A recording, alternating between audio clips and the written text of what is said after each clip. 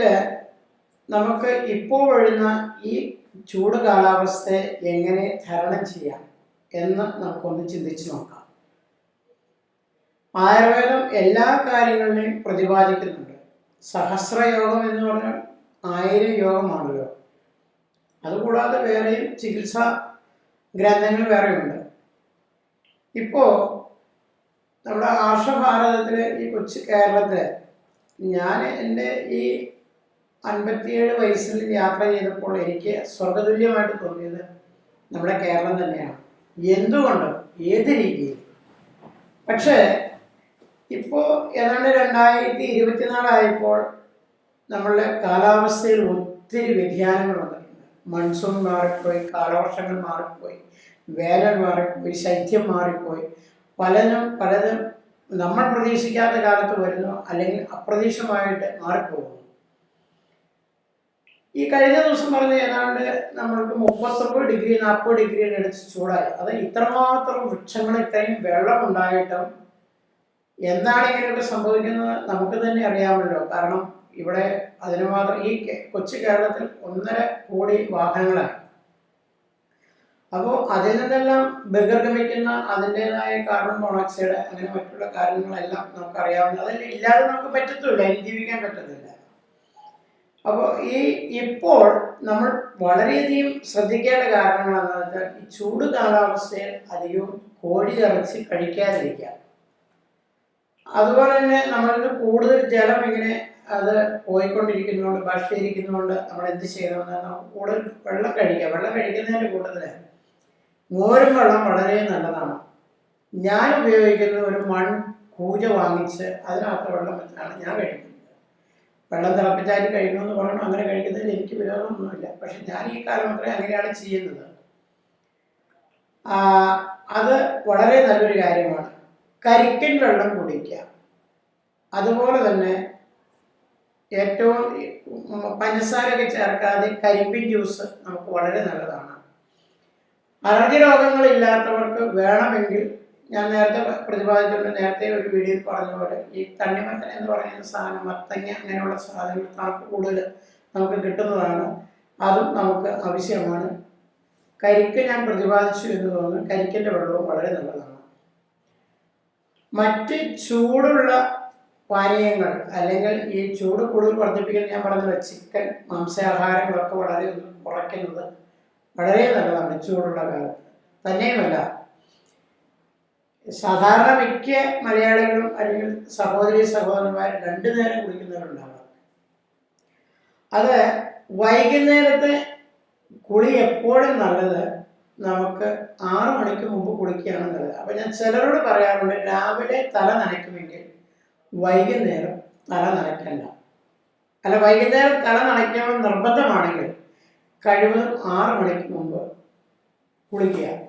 ആയുർവേദ വിധിപ്രകാരം വൈകുന്നേരം 6 മണിക്ക് കുളിക്കുകയും 6 മണിക്ക് മുമ്പ് കണ്ണിൽ ഒഴിക്കാവുന്ന കുഴമ്പോ അല്ലെങ്കിൽ എന്തെങ്കിലും ഓയിൻമെൻറ്റോ അല്ലെങ്കിൽ അത് എല്ലാം ബാഷ്പീകരിച്ച് എന്തെങ്കിലുമാണ് ഒഴിക്കാനുള്ളത്, എന്ത് മരുന്നുകളാണെങ്കിൽ 6 മണിക്ക് മുമ്പേ ചെയ്യുക. കണ്ണുറങ്ങും, 6 മണിക്ക് ശേഷം ഉറങ്ങുമെന്നാണ് ആയുർവേദ വിധി.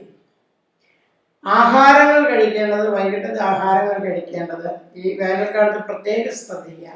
ഒരു 7 മണിക്കുള്ളിൽ തന്നെ ആഹാരം കഴിക്കുക. 6 മണിക്ക് കഴിക്കുന്നത് വളരെ ഉത്തമം. അതുപോലെ കുളിക്കുന്നത്, നമ്മൾ ഈ കാലഘട്ടങ്ങളിൽ, ഇത്രയും ചൂടുള്ള കാലഘട്ടങ്ങളിൽ കുളിക്കുന്നത് എപ്പോഴും നമ്മൾ പണ്ടുണ്ടായിരുന്ന ശീലമായിരുന്നു നമുക്ക് എണ്ണ തേച്ച് കുളിക്കുകയാണ്. ഇപ്പോൾ അത് പറയുമ്പോൾ എന്തോ വലിയൊരു പറയാൻ പാടില്ലാത്ത കാര്യം പറഞ്ഞതുപോലെയാണ് എണ്ണ എന്ന് കേൾക്കുമ്പോൾ. പലരും തലയിൽ അത് വെക്കാറില്ല.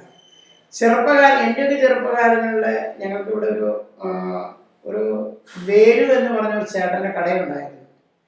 ആ ചേട്ടൻ്റെ കടയിൽ പോയി 5 പൈസയ്ക്ക് 10 പൈസയ്ക്കൊക്കെയാണ് അത്. അത്രയും ഞങ്ങളുടെ കയ്യിലുള്ള പൈസയുള്ളൂ, അതിൽ കൂടുതൽ ഉണ്ടാവില്ല. 10 പൈസ എന്ന് പറഞ്ഞാൽ കേൾക്കുമ്പോൾ തന്നെ ചിരി വരും അല്ലേ. അതിനിങ്ങനെ ഒരു സൈസ് അലൂമിനിയത്തിൻ്റെ അളക്ക് പാത്രങ്ങളുണ്ട്, അതിനിങ്ങനെ കുഴയുണ്ട് ഇങ്ങനെ. അപ്പോൾ അതിൽ 25 ml 50 ml ഇങ്ങനെ ഈ പാട്ടയിൽ നിന്ന് പൊക്കിയെടുക്കുക. എന്നിട്ട് ഞങ്ങളുടെ കയ്യിലേക്ക് ഇങ്ങനെ തരും. അതിങ്ങനെ തലയിലേക്ക് ഇങ്ങനെ ഞങ്ങൾ തൂക്കും. അത് ഒഴുകിയാകും. അങ്ങനെ കുറേ നേരം കളിക്കുകയൊക്കെ ചെയ്യും. അത് കഴിഞ്ഞ് കനാലിലേക്ക് ചാടി കുളിച്ച്, അല്ലെങ്കിൽ കുളത്തിലേക്ക് ചാടി കുളിച്ച് ആ കയറി വരുമ്പോൾ ആ ഒരു സുഖം, ജലദോഷമില്ല, ശരീരത്തിന് നല്ല കാന്തിയുണ്ട്, നല്ല മുറുക്കമുണ്ട്, പെട്ടെന്നൊന്നും പനി പിടിക്കുന്നില്ല, ചൊറിയില്ല, ചരങ്ങില്ല, അങ്ങനെയുള്ള അസുഖങ്ങളൊന്നുമില്ലാതെ നല്ല ഒരു ശരീര പുഷ്ടിമയുള്ള കുളി തന്നെ ആയുർവേദത്തിൽ ഒരു പേജുണ്ട്. നമ്മുടെ ശുദ്ധമായ എള്ളെണ്ണയോ അല്ലെങ്കിൽ വെളിച്ചെണ്ണയോ അത് രണ്ടും തേച്ച് കുളിച്ചാൽ വളരെ സുഖമാണ്. അപ്പോൾ അത് ഒന്ന് ശ്രദ്ധിക്കുന്നത് വളരെ നല്ലതാണ്. ഏറ്റവും നല്ലത് ഇപ്പോൾ നമ്മുടെ വടക്കേനിലെ സഹോദരി സഹോദരന്മാരിൽ നിന്ന് കടുകെണ്ണയാണ്. കടുകെണ്ണയ്ക്ക് നല്ല ബലമാണ്, നല്ല പുഷ്ടിയാണ്. എന്നെ ആരോഗ്യം അറിയാൻ അവർ ഉപയോഗിക്കുന്നത് അധികം കടുകെണ്ണ, നമുക്ക് അതിൻ്റെ സ്മെല്ല് പിടിക്കാത്തതുകൊണ്ടാണ്. അത് നമ്മൾ പുറമേയും ഉള്ളിലും കഴിച്ചാൽ നല്ല ശരീരത്തിന് നല്ല ഉറപ്പാണ് പറയുന്നത്. അപ്പോൾ അതില്ലെങ്കിലും നല്ലെണ്ണയും വെളിച്ചെണ്ണയും സുലഭമാണ് നമ്മുടെ കേരളത്തിൽ. അത് മൊത്തം തേക്കണം, തലമുടി മൊത്തം, തലയിൽ മൊത്തം തേക്കുക. ഞാൻ തേക്കുന്നത് ആ എണ്ണയല്ല, ഞാൻ അറുകലാതി എണ്ണയാണ് തേക്കുന്നത്. അത് തേക്കുന്നതുകൊണ്ട് പല ഗുണങ്ങൾ വേറെയുണ്ട്. ഇയർ ബാലൻസിൻ്റെ കുഴപ്പമുണ്ടെങ്കിൽ അത് അല്ലെങ്കിൽ പല അത് ഓരോരുത്തർക്കും ഓരോ എണ്ണ ഉപയോഗിക്കാം. അപ്പോൾ ഏതാണെങ്കിൽ കുഴപ്പമില്ല.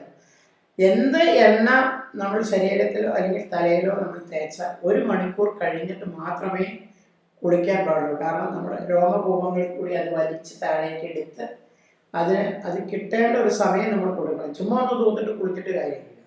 കുഴമ്പിൻ്റെ പ്രയോഗവും അങ്ങനെ തന്നെ. അപ്പോൾ അതുകൊണ്ട് ഇപ്പോൾ നമ്മൾ ഉപയോഗിക്കേണ്ട പാനീയങ്ങൾ: കരിക്കും വെള്ളം കുടിക്കാം, മോരും വെള്ളം കുടിക്കാം, പൂജയില വെള്ളം കഴിക്കാം, കരിമ്പിൻ്റെ ജ്യൂസ്, അത് മധുരം ഷുഗർ മറ്റു കാര്യങ്ങളുള്ളവർ അത് ചേർക്കരുത്, അത് വളരെ നല്ലതാണ്.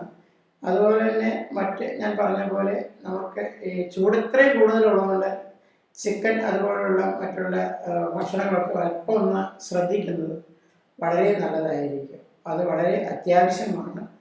വൈകുന്നേരം 6-ന് മുമ്പ് കുളിക്കാൻ പറ്റുമെങ്കിൽ കുളിക്കുക, തല നനയ്ക്കാതിരിക്കുക. തല നനയ്ക്കണമെങ്കിൽ 6-ന് മുമ്പ് കുളിക്കുക. ഇത്രയൊക്കെ ചെയ്തിരുന്നാൽ നമ്മൾക്ക് വളരെ ഇപ്പോഴത്തെ ഈ പ്രകൃതിയോട് അനുകൂലമായിട്ട് നമുക്ക് മുന്നോട്ട് പോകാൻ സാധിക്കും. നന്ദി, നമസ്കാരം.